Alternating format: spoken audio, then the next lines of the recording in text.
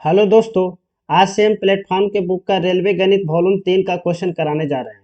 Daily एक set कराया जाएगा सुबह 6 बजे। तो ज़्यादा से ज़्यादा स्टूडेंट जुड़िए और अपने दोस्तों को भी शेयर करिए। आज के इस वीडियो में सेट 1 का क्वेश्चन कराएंगे, जिसमें कि 28/12/2020 का शिफ्ट 1 में पूछा गया क्वेश्चन है। तो चलिए देखते हैं आज का पहला question. Question number 1। Question number 1 में है कि 5 अंकों की वह सबसे छोटी संख्या कौन है जिसे कि 7 से अगर विभाजित करते हैं तो शेषफल कितना 6 बच रहा है। अब 5 अंकों की सबसे छोटी संख्या क्या होगा, तो एक पे 4 जीरो आ जाएगा। जब हम इसको 7 से डिवाइड करेंगे तो देखते हैं कि शेषफल कितना बचता है। एक बार लगेगा, यहाँ बच गया कितना 3, फिर से एक जीरो आ जाएगा, इस बार 4 बार लगेगा और 28 आ गया, फिर से 2 आ गया और फिर से यहाँ 2 बार लगेगा और ये आ जाएगा कितना 6, फिर से एक जीरो आएगा और इस बार कितने बार लगेगा 8 बार और शेषफल कितना आ गया 4। जबकि हमें शेषफल कितना चाहिए 6 चाहिए, तो 6 के लिए हमें क्या करना होगा 2 जोड़ना पड़ेगा। यानी कि इस संख्या में कितना हमें 2 जोड़ना होगा, 10002 हो जाएगा। Option number B. Next question देखते हैं। Question number 2। क्वेश्चन नंबर 2 में है कि एक्स और वाई मिलकर एक कार्य को 12 दिन में पूरा कर सकते हैं और वाई और जेड इसे 18 दिन में पूरा कर सकते हैं। एक्स और जेड उसी कार्य को 15 दिन में पूरा कर सकते हैं और जब ये तीनों मिलकर काम करते हैं एक्स वाई जेड, तो कार्य को पूरा करने में लगभग कितने दिनों की आवश्यकता होगी। दिया हुआ है कि एक्स और वाई जो है एक कार्य को 12 दिन में पूरा कर सकते हैं। एक्स और वाई जब दोनों मिलकर कार्य करता है तो वो 12 दिन में पूरा कर सकते हैं। वाई और जेड जब ये दोनों मिलकर काम करते हैं तो 18 दिन में पूरा कर सकते हैं। और एक्स और जेड ये दोनों जब मिलकर काम करते हैं तो 15 दिन में पूरा कर सकते हैं। हमें इस तीनों का पहले एलसीएम लेना होगा। तो एलसीएम क्या क्या हो जाएगा, सबसे बड़ी संख्या क्या है 18। अब देखते हैं 12 में तो 6 गुने 2 होता है, तो 6 तो ऑलरेडी आ चुका है, 2 और चाहिए यहाँ पे। और 15 में 5 गुने 3 होता है, तो 3 ऑलरेडी इसमें आ चुका है, तो 5 चाहिए। यानी कि इसका एलसीएम कितना हो गया 180, 180। अब जब हम इसकी इफिशियंसी की बात करते हैं तो 180 में से डिवाइड करना होगा 12 से, तो ये आ जाएगा कितना 15। ये 180 डिवाइडेड बाई 18 होगा तो इफिशियंसी कितना आ जाएगा 10 और 180 डिवाइडेड बाई 15 इसका इफिशियंसी आ गया 12। अब अगर इस तीनों को जोड़ दिया जाए तो कितना हो जाएगा 2 into X plus Y plus Z और इसका इफिशियंसी हो गया 15 प्लस 10 प्लस 12, 37 हो गया। यहाँ से X plus Y plus Z इसका इफिशियंसी निकालना है तो 37/2 हो गया। अब हमें निकालना है कि एक्स वाई जेड मिलके काम को कितने दिन में पूरा कर सकते हैं। X plus Y plus Z का इफिशियंसी कितना हो गया 37/2, यानी कि टोटल काम कितना हो गया 180 और इफिशियंसी हो गया 37/2, 2 ऊपर चला जाएगा। ये कितना हो गया 360, 360 डिवाइडेड बाई 37, तो ये अप्रोक्स में कितना आ रहा है 10। Option number C. Next question देखते हैं। Question number 3। क्वेश्चन नंबर 3 में है कि यदि साइन थीटा इक्वल टू है 3/√34 और कॉस थीटा इक्वल टू है 5/√34, तो हमें इसका वैल्यू निकालना है। साइन थीटा दिया हुआ है, कॉस थीटा दिया हुआ है, तो यहाँ से हम tan थीटा का वैल्यू निकाल सकते हैं। tan थीटा का जो वैल्यू होता है वो होता है साइन थीटा बटे कॉस थीटा। ये हो जाएगा कितना 3/5 हो जाएगा। जब tan का वैल्यू निकल गया है तो कॉट का वैल्यू भी निकाल सकते हैं। कॉट थीटा का वैल्यू इसका जस्ट अपोजिट हो जाएगा 5/3। अब इस दोनों का वैल्यू हम यहाँ पुट करते हैं तो कितना आ जाएगा 1 प्लस tan थीटा का वैल्यू हो गया 3/5 और 1 माइनस कॉट थीटा का वैल्यू हो गया 5/3। यहाँ से अगर एलसीएम ले लिया जाए 5 तो कितना हो जाएगा 5 प्लस 3 8/5, ये हो गया 8/5 और नीचे हो जाएगा -2/3, यानी कि 3/-2। 2 से ये कैंसिल होगा 4, तो आंसर आ जाएगा -12/5। Option number B. Next question देखते हैं। Question number 4। क्वेश्चन नंबर 4 में है कि एक परीक्षा उत्तीर्ण करने के लिए पूर्णांकों को 50% लाना आवश्यक है। परीक्षा में 2 प्रश्न पत्र शामिल हैं। एक छात्र ने 200 पूर्णांक वाले प्रश्न पत्र में 40% अंक प्राप्त किए और दूसरा जो परीक्षा में उत्तीर्ण होने के लिए 150 पूर्णांक वाले दूसरा प्रश्न पत्र में कितना न्यूनतम वो मार्क्स लाएगा। टोटल हमें चाहिए कितना 50%। पहला जो है वो कितने मार्क्स का है 200 मार्क्स का है और इसमें कितने परसेंट आया है 40% आया है। 40% यानी कितना हो गया 80 हो गया। अब दूसरा जो है वो है 150 मार्क्स का अब टोटल अगर हम जोड़ दें तो कितना हो गया, 200 और 150 हो जाएगा 350। और जब हमें लाना है कितना, हमको इसका 50%, इसका हाफ हो जाएगा 175। तो इसमें 80 है और लाना हमको 175 है, यानी इसमें कितना मार्क्स आया, 95 मार्क्स आया। अब हमें यही निकालना है कि 95 जो है वो 150 का कितना परसेंट है। 50 से ये 2 बार कट जाएगा, 50 से ये 3 बार कट जाएगा, 5 दूनी 10, 9 दूनी 18, 1 19, 190/3 आ गया। ये आ जाएगा 63.33%, यानी अप्रोक्स में कितना हो रहा है, 64%। Option number D. Next question देखते हैं, question number 5। A Q minus B Q का वैल्यू है 625, A square minus B square का वैल्यू है 25, ए प्लस बी का वैल्यू है 5। हमें निकालना है A square plus A B plus B square की वैल्यू। हम यहाँ से देखें कि A square minus B square को हम क्या लिख सकते हैं, A square minus B square को लिख सकते हैं ए प्लस बी इंटू ए माइनस बी लिख सकते हैं। अब ए स्क्वायर माइनस बी स्क्वायर का वैल्यू है कितना, 25 है, और a प्लस बी का वैल्यू है 5। तो यहाँ से हम a माइनस बी का वैल्यू निकाल सकते हैं, 5 से ये कैंसिल हो गया तो 5, यानी यहाँ से a माइनस बी का वैल्यू निकल गया कितना, 5। अब हम देखें कि A Q minus B Q वो हम क्या लिख सकते हैं, A Q minus B Q, इसको हम लिख सकते हैं a minus B into A square plus A B और प्लस बी स्क्वायर लिख सकते हैं। यहाँ से A Q minus B Q का वैल्यू है कितना, 625, और a माइनस बी का वैल्यू हम अभी निकाले हैं, कितना आया, 5। तो यहाँ से A square plus A B plus B square, इसका वैल्यू निकल जाएगा, 5 से ये कैंसिल हो जाएगा तो कितना आ जाएगा, 125। यानी कि A square plus A B plus B square, इसका वैल्यू कितना आ गया, 125। Option number B. Next question देखते हैं, क्वेश्चन नंबर 6 में है, वह सबसे बड़ी संख्या बताइए जिसे 155, 260 और 315 को विभाजित करते हैं तो क्रमशः शेष 5, 10 और 15 बचता है। जब हम 155 को डिवाइड करते हैं तो शेषफल बचता है कितना, 5।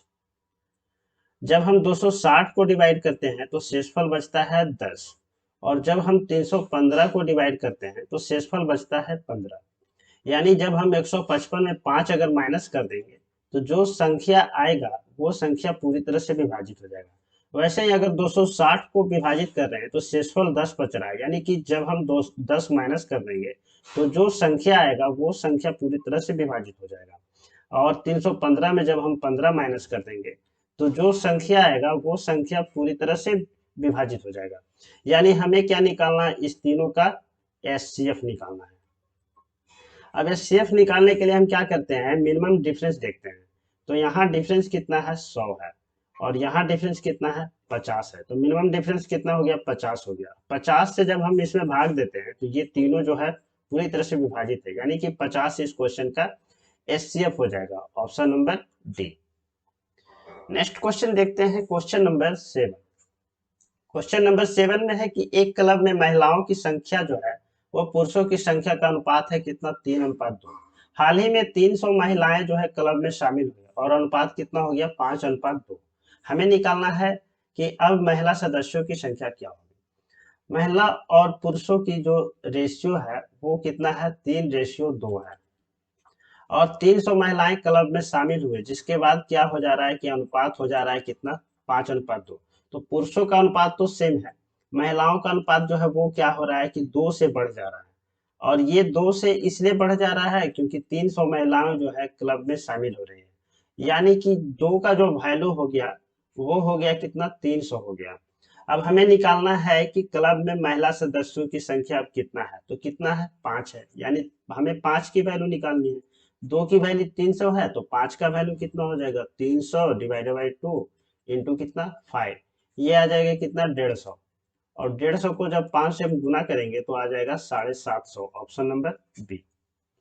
नेक्स्ट क्वेश्चन देखते हैं, क्वेश्चन नंबर 8। क्वेश्चन नंबर 8 में है कि दो संख्याओं का योग है कितना, 60, उसका महत्तम समापवर्तक और लघुत्तम समापवर्तक है कितना, 12 और 72। दोनों संख्याओं का हमें व्युत्क्रम निकालना है।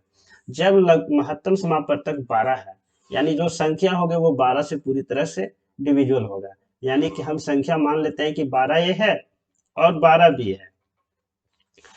अब है क्या कि दोनों संख्याओं का जो एलसीएम है वो कितना है, 72 है। यहाँ से एलसीएम अगर हम ले तो कितना होगा, 12 into A into B equal to हो गया कितना, 72।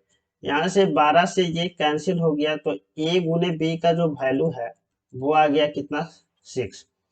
और जब हम इस दोनों संख्याओं को जोड़ दे रहे हैं तो आ जाएगा 12 into A plus B equal to हो गया 60।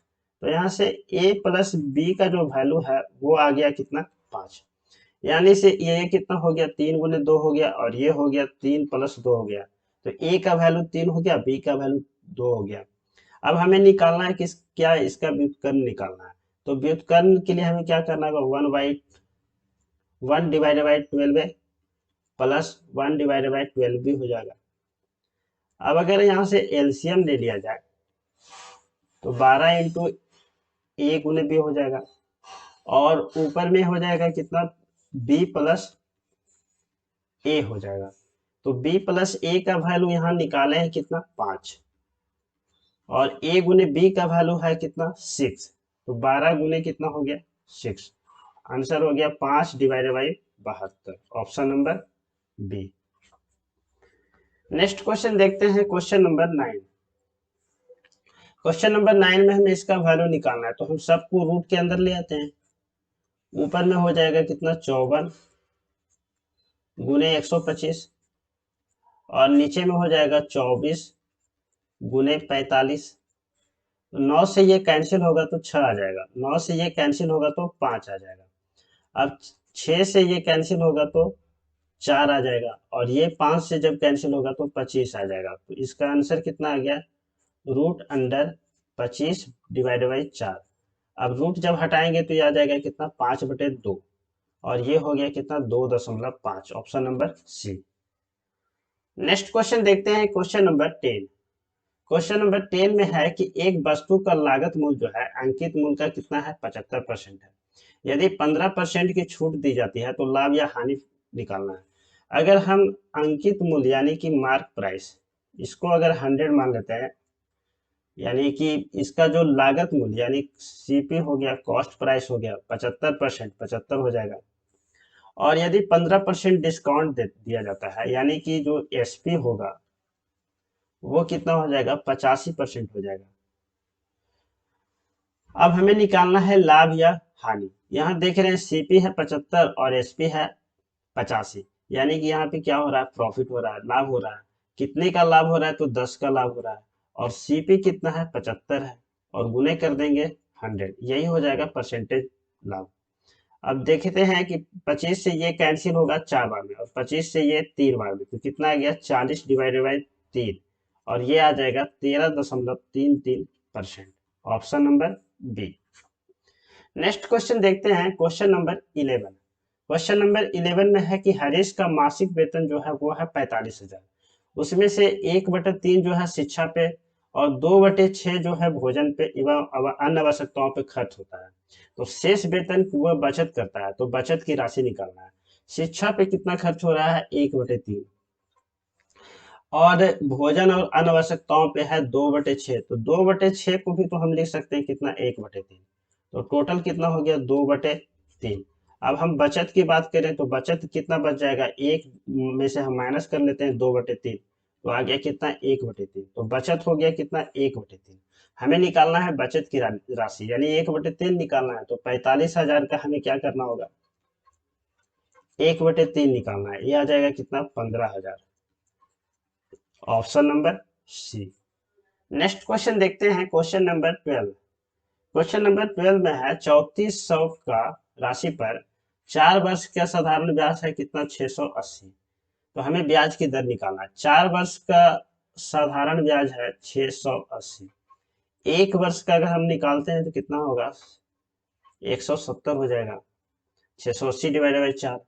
अब हमें निकालना है रेट यानी कि 170 और मूलधन जो है कितना है, 3400 है, इंटू कितना करना होगा, 100। 2 0 तो कैंसिल हो जाएगा, 34 से ये कितने बार में आ जाएगा, 5 बार में आएगा। तो जो रेट आ गया कितना आ गया, 5% आ गया, option number D. Next question देखते हैं, क्वेश्चन नंबर 13। क्वेश्चन नंबर 13 में है कि एक आयत की लंबाई जो है इसकी चौड़ाई से दुगनी है। आयत का परिमाप दिया हुआ है 48, हमें इसका क्षेत्रफल निकालना है। इसका लंबाई जो है वो चौड़ाई से दुगना है। आयत का जो परिमाप है यानी 2 × L + B इक्वल टू हो गया कितना 48। यहाँ से L का अगर हम वैल्यू रख ले तो ये आ जाएगा 2B + B इक्वल टू हो गया 48। 2 से ये कैंसिल होगा 24 आ जाएगा। 3B का वैल्यू आ गया कितना 24। B का वैल्यू आ गया कितना 8। हमें निकालना है इसका क्षेत्रफल। तो B का वैल्यू 8 है यानी L का वैल्यू कितना हो गया 16 हो गया। क्षेत्रफल जो होता है वो होता है लंबाई गुने चौड़ाई। लंबाई हो गया 16 और ये हो गया 8। 8 6 48, 8 4 12। ऑप्शन नंबर सी हो जाएगा। नेक्स्ट क्वेश्चन देखते हैं, क्वेश्चन नंबर 14। क्वेश्चन नंबर 14 में x/2 + 2/y का वैल्यू दिया हुआ है 1। y/2 + 2y z का दिया हुआ वैल्यू कितना 1 और z/2 + 2y z का वैल्यू हमें निकालना है। तो यहाँ से हम देखते हैं x का वैल्यू कुछ पुट कर लेते हैं, या तो 1 या 2, 0 नहीं पुट करेंगे।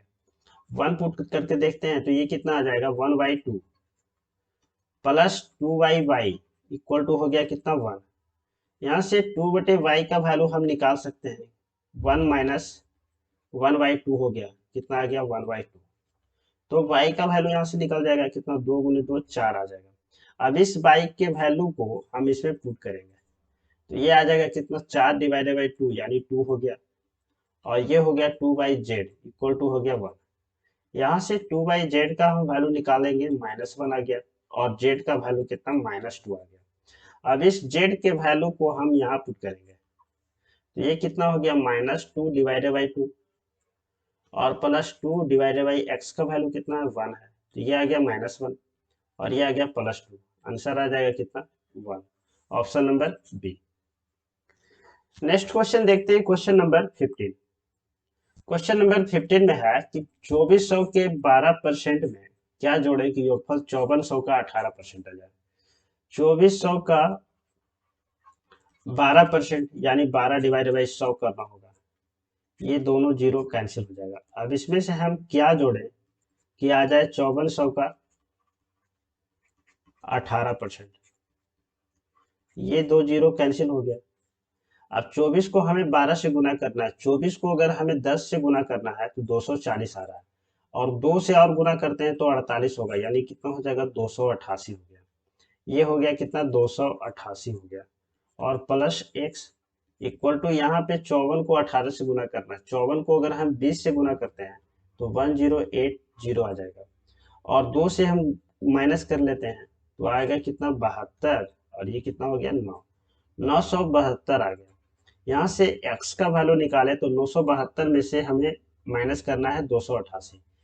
12 में से 8 गया तो 4 आ गया और यहाँ पे बच गया कितना 6, यानी 16 में से 8 गया तो 8 हो गया और यहाँ बच गया कितना 8, 8 में से 2 गया तो 6 हो गया। Option number D. Next question देखते हैं, क्वेश्चन नंबर 16। क्वेश्चन नंबर 16 में है कि यदि इतना का वैल्यू है √3 tan थीटा तो हमें निकालना है थीटा की वैल्यू। हम जानते हैं कि sine square theta plus cos square theta equal to होता है 1। तो इसका जो वैल्यू है कितना हो जाएगा 1 हो जाएगा। तो 1/1 कितना हो गया 1 हो गया प्लस साइन 15 को हम क्या लिख सकते हैं, साइन 15 को हम लिख सकते हैं साइन 15 साइन 90 डिग्री -75 डिग्री लिख सकते हैं। 90 डिग्री है तो कॉस हो जाएगा, कॉस 75 डिग्री हो गया, यानी साइन 15 की जगह पे हम लिख सकते हैं कितना कॉस 75 डिग्री। तो ऊपर हो गया कितना कॉस 75 डिग्री और नीचे में भी आ गया कितना कॉस 75 डिग्री, यानी इसका वैल्यू भी 1 हो जाएगा। और यहाँ से देखिए तो कॉस 65 है और यहाँ साइन 25 है। तो साइन 25 को हम क्या लिख सकते हैं, साइन 25 को हम लिख सकते हैं साइन 90 डिग्री -65 और ये हो गया कितना कॉस 65 डिग्री। तो हम साइन 25 के जगह पे हम लिख सकते हैं कॉस 65। ऊपर में है कॉस 65 और नीचे में भी है कॉस 65। तो ये कितना हो गया 1 हो गया, इसका वैल्यू भी 1 होगा और इसका वैल्यू भी 1 होगा, तो इधर कितना आ गया, 3 आ गया, और 3 इक्वल टू हो जाएगा कितना, √3 tan थीटा। √3 tan थीटा, √3 से ये कैंसिल हो जाएगा तो √3 आ जाएगा। अब देखो tan थीटा का जो वैल्यू है वो आ रहा है कितना, √3, यानी थीटा का जो वैल्यू होगा वो कितना आ जाएगा, 60 degree. Option number A. Next question देखते हैं, क्वेश्चन नंबर 17। क्वेश्चन नंबर 17 में है 6/5 है, और यहाँ हमें 1/3 प्लस 2/4 करना है। तो पहले इस ब्रैकेट को हटा देते हैं, तो 6/5 हो गया, का की जगह पे गुना करेंगे, और इस ब्रैकेट को हम कितना ले सकते हैं, अगर एलसीएम ले लिया जाए 12, तो ये आ जाएगा 4, और ये आ जाएगा 6, यानी आ गया कितना, 10/12। तो हम इस ब्रैकेट को हटा करके लिख सकते हैं 10/12, -5/6 होगा, और का के जगह पे गुना करेंगे, इस ब्रैकेट को हटाना है तो एलसीएम लेंगे कितना, 20, और ये आ जाएगा 6, और ये आ जाएगा 12, यानी कितना आ गया, 18/20 हो गया। तो ये आ गया कितना, 18/20 आ गया, और -1/6 हो गया। 5 से ये कैंसिल होगा तो 2 आएगा, और 6 × 2 6 × 12 कैंसिल हो गया, तो कितना आ गया, इसका वैल्यू 1 आ गया। अब यहाँ देखिए तो 6 से ये कैंसिल हो रहा है, 3 आ जाएगा, और 5 से ये कैंसिल तो 4 आ जाएगा, तो ये आ गया कितना, -3/4, और -1/6। अगर हम यहाँ से एलसीएम ले लें तो कितना हो गया, 12, ये हो गया 12, -9 -2, तो आ गया कितना, 1/12। Option number C. Next question देखते हैं, क्वेश्चन नंबर 18। क्वेश्चन नंबर 18 में है 180 डिवाइडेड बाई इतना है प्लस 37 -20 है। हम इस ब्रैकेट को अगर हटाते हैं तो कितना आएगा, 2 पे पावर अगर 3 है तो 8 हो गया कितना, 8, 3 पे पावर 2 है तो 9 हो गया, और +1 हो गया, यानी कितना हो गया, 18। तो ये हो गया कितना, 180 डिवाइडेड बाई 18, और प्लस हो गया 37 -20, ये वैल्यू आ जाएगा कितना, 10, और ये हो जाएगा 37 -20, ये हो गया 47, और -20, अब ये आ गया 27। Option number B. Next question देखते हैं, क्वेश्चन नंबर 19। क्वेश्चन नंबर 19 में है कि 4 × 38 है, गुने 764 गुने 1256 है, इसका हमें इकाई अंक फाइंड आउट करना है। तो हम सबका इकाई ले लेंगे, 4 है, 38 का इकाई अंक कितना है, 8 है, और इसका इकाई अंक 4 हो गया, इसका इकाई अंक 6 हो गया, तो जो इसका इकाई अंक आएगा वो इतना ही आएगा। ये दोनों को अगर हम गुना कर लें तो 8 चौक 32 हो गया, और 6 चौक 24 हो गया, यानी अभी जो इकाई अंक लेना है कितना होगा, 2 होगा, और इसका इकाई अंक कितना है, 4 है, यानी जो इस सारे को गुना करके इकाई अंक जो आएगा कितना हो जाएगा, 8। Option number B. Next question देखते हैं, क्वेश्चन नंबर 20। क्वेश्चन नंबर 20 में है कि एक रस्सी को 3 अलग अलग भागों में विभाजित किया गया। पहला भाग जो है पूरे लंबाई का कितना है, 1/5 है, और दूसरा भाग है जो पहले भाग का 3/2 है। तो पहला भाग हो गया 1/5, और दूसरा भाग जो हो गया 1/5 का हो गया 3/2। अब हमें निकालना है तीसरे का, ये दोनों का हम निकाल लेते हैं, कितना हो जाएगा, एलसीएम ले लिए 10, ये 2 हो गया, और ये 3 हो गया, तो आ गया कितना, 5/10। 5/10 को हम लिख सकते हैं कितना, 1/2, यानी जो तीसरा भाग होगा वो कितना होगा, तो 1 में से 1/2 माइनस कर देंगे, यानी कितना हो जाएगा, 1/2। Option number B. Next question देखते हैं, क्वेश्चन नंबर 21। क्वेश्चन नंबर 21 में हमें इसका वैल्यू निकालना है। हम साइन को कन्वर्ट करते हैं कॉस में, तो साइन 14 को हम कितना लिख सकते हैं, साइन 90 -76 लिख सकते हैं, और ये आ जाएगा कितना, कॉस 76 आ जाएगा। तो ये कितना आ गया, 5 कॉस 76, और इंटू सेक 76 को हम कितना लिख सकते हैं, 1/cos 76 प्लस 3 कॉट 15 को हम कितना लिख सकते हैं, कॉट 15 को हम लिख सकते हैं कॉट 90 डिग्री -75, और ये आ गया कितना, tan 75।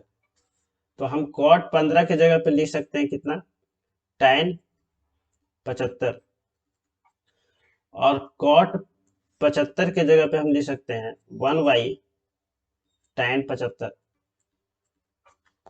और प्लस 2 इंटू tan 45 का वैल्यू होता है 1 होता है। यहाँ cos 76 और cos 76 कैंसिल, तो ये कितना आ जाएगा 5, tan 75 और tan 75 कैंसिल, तो ये आ जाएगा कितना 3, और 2 इंटू 1 कितना आ जाएगा 2 आ जाएगा, तो 5 3 8, और 8 और 2 कितना हो गया 10, option number B. Next question देखते हैं, क्वेश्चन नंबर 22। एक त्रिभुज का जो कोण है वो है 2x, 3x माइनस 8 और 5x माइनस 12 है। त्रिभुज का सबसे बड़े कोण का माप निकालना है।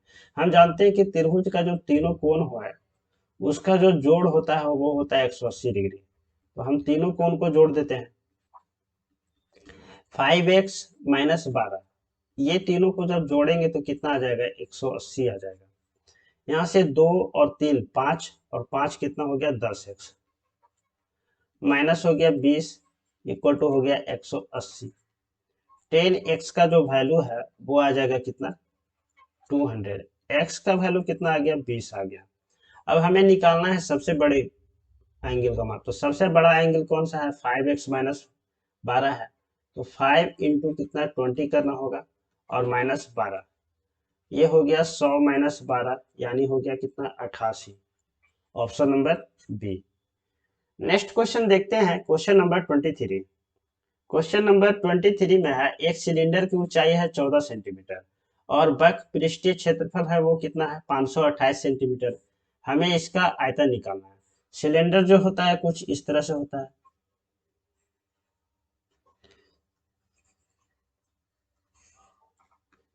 सिलेंडर जो होता है कुछ इस तरह से होता है, और इसका ऊंचाई है 14, यानी कि ये हाइट हो गया इसका, ये हो गया 14 सेंटीमीटर।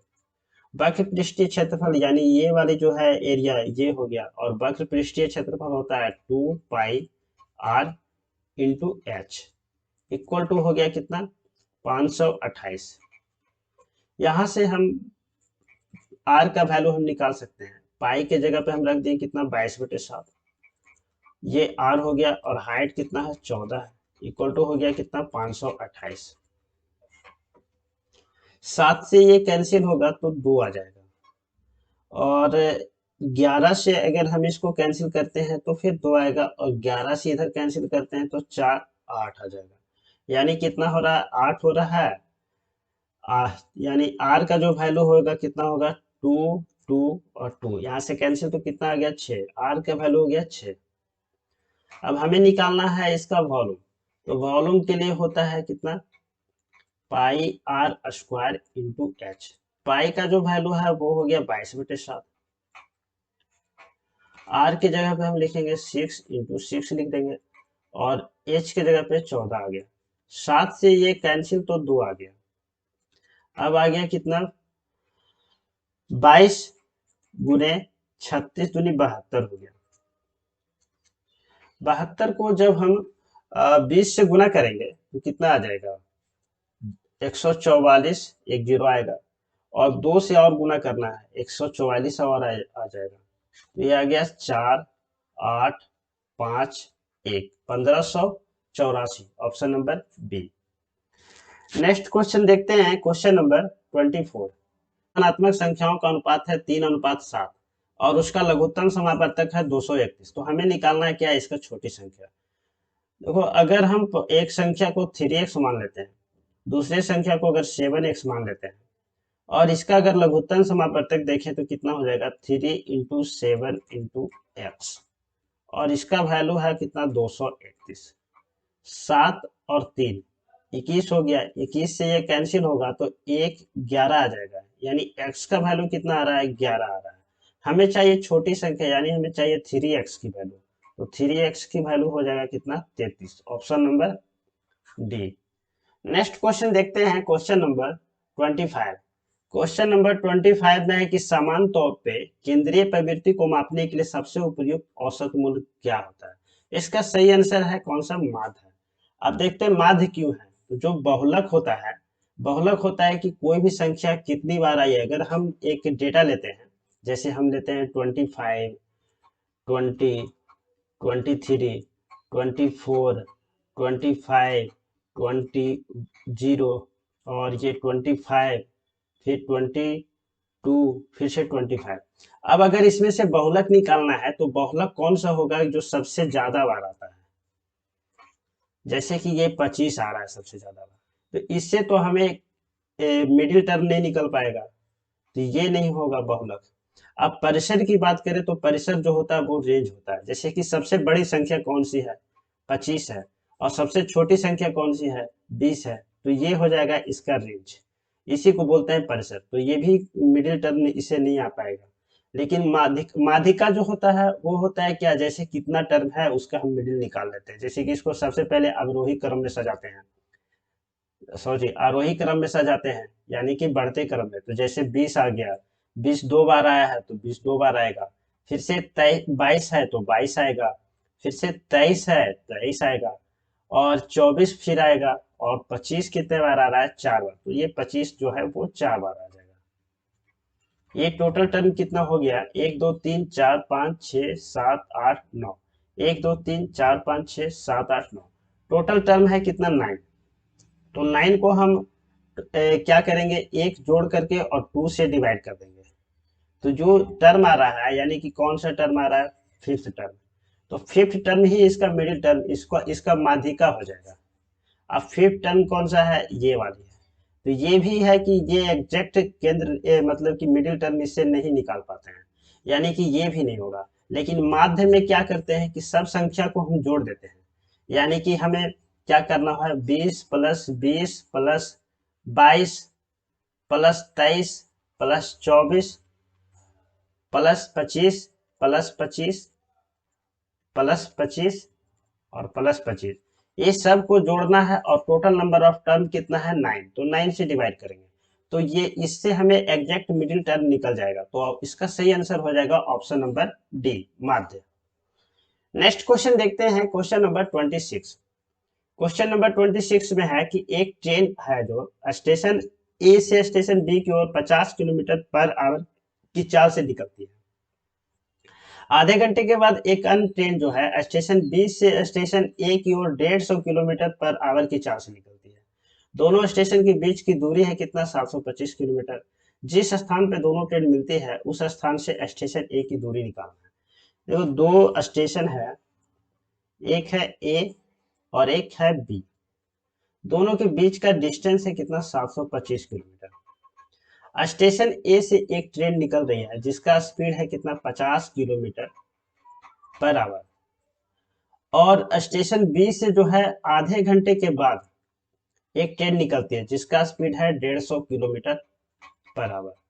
यानी आधे घंटे में ये कितना दूरी तय कर जाएगी। इसका स्पीड है 50 किलोमीटर, आधे घंटे में 25 किलोमीटर दूरी तय कर जाएगी।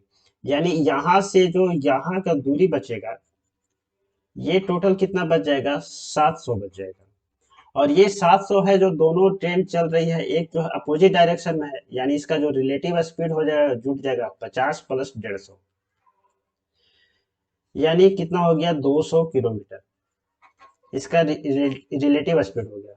यानी इसको कितना टाइम लग जाएगा, 700 डिवाइडेड बाई 200, यानी 7/2 घंटे लग जाएगा।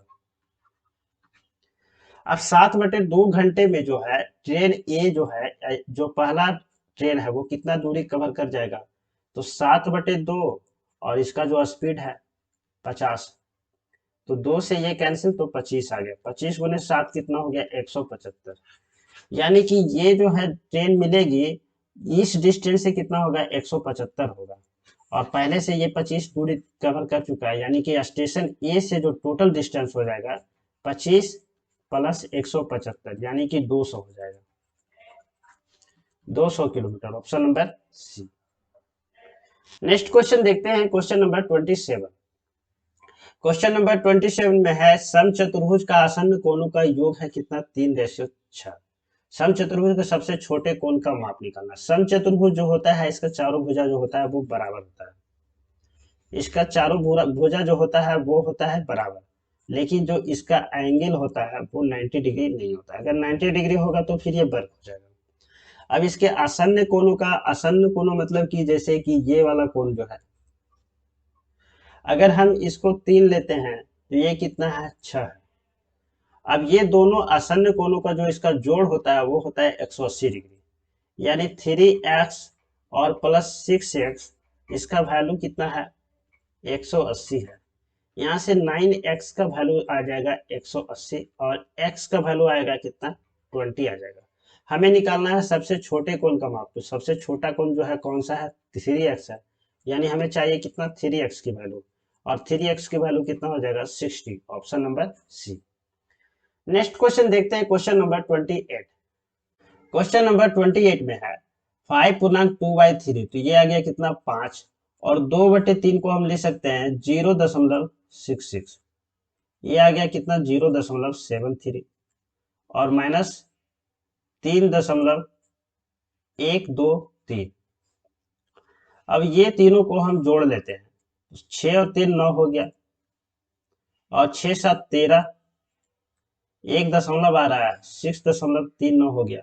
इसमें से हमें ये माइनस करना है, 3.123, एक जीरो और लगा लेते हैं, ये आ जाएगा 7, यहाँ बच गया कितना, 6, और ये बच गया 2, ये बच गया 3। इसका सही आंसर हो जाएगा 3.267, यानी अप्रोक्स में कौन सा आ रहा है, बी।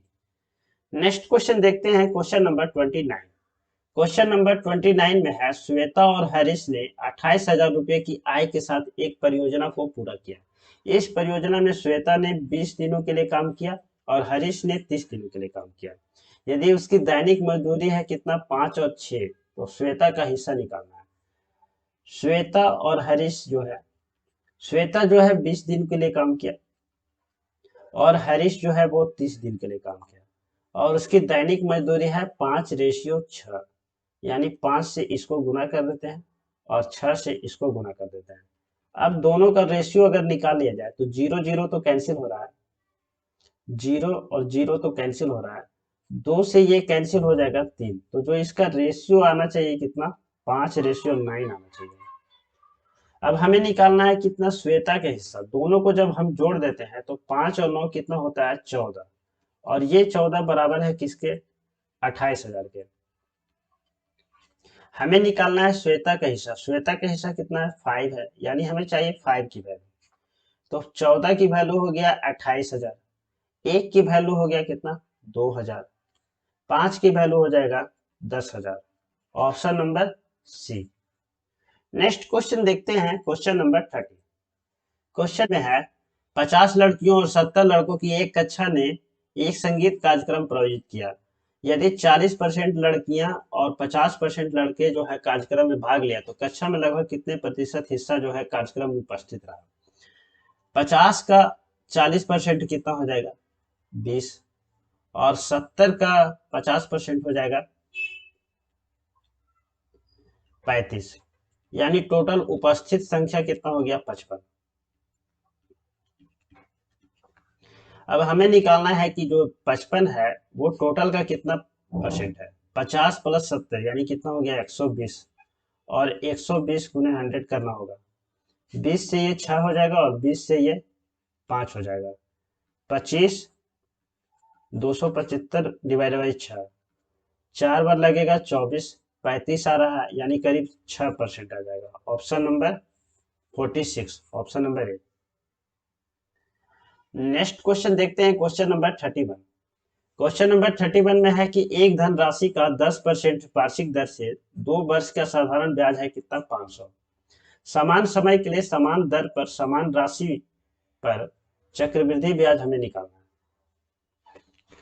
तो अगर हम यहाँ से देखें कि रेट है कितना, 10%, और टाइम है 2 वर्ष, यानी जो इसका सिंपल इंटरेस्ट हो जाएगा वो हो जाएगा 10 गुने 2, यानी कितना, 20%। और अगर हम CI की बात करें तो CI हो जाता है 10 प्लस 10 और प्लस 10 गुने 10 डिवाइडेड बाई 100, यानी कितना हो गया, 21%। तो 20% का वैल्यू तो हमें दिया हुआ है 500, हमें निकालना है 21% का वैल्यू। तो 21% का वैल्यू कितना हो जाएगा, तो 500 डिवाइडेड बाई 20 और गुने करना होगा 21। 0 से 0 कैंसिल, 2 से ये कितना आ जाएगा 25, यानी 21 गुने 25 ये आ जाएगा कितना 525। Option number B. चलो दोस्तों आज के लिए इतना ही, मिलता है फिर नेक्स्ट वीडियो में।